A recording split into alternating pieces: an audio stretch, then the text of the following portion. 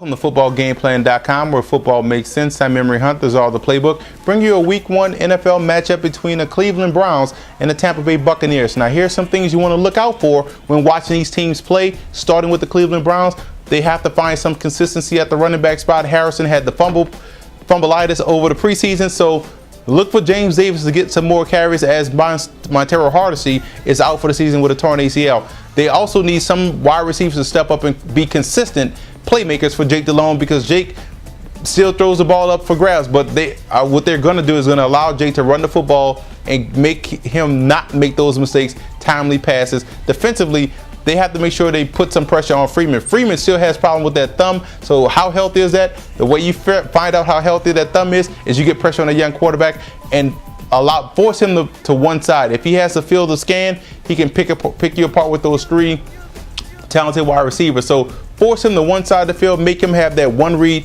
and get rid of football quickly, and you just have to wrap up and make tackles, because the Bucs are a physical group on offense, because they do have one of the best offensive lines in the league.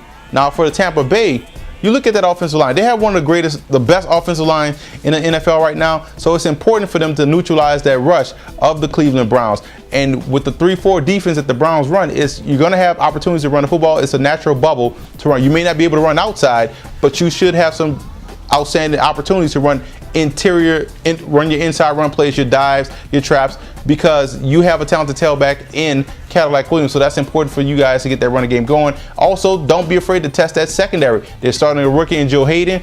Sheldon Brown is getting up there, but he's still a solid playmaker. But you do have two talented wide receivers in Mike Williams and Aurelius Ben. Don't forget about Strouder as well. So you have that trio. And also work Kellen Winslow. He would love to pay back the Cleveland Browns. That's one thing you want to look out for. I'm going to go with the Bucs in this game. I think Tampa has a team right now that's young, that's underrated. They have a lot of talent. I think the Bucs right now is going to surprise a lot of teams, especially with that offensive line, the ability to run the football.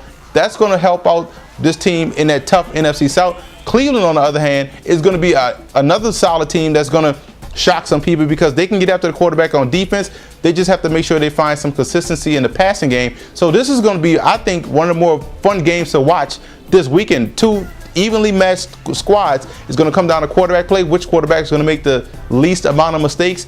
And if Delhomme throws the interception, the Bucs have the run game and the talented playmakers in the passing game to make it happen, which is why I'm going with the Bucs right now.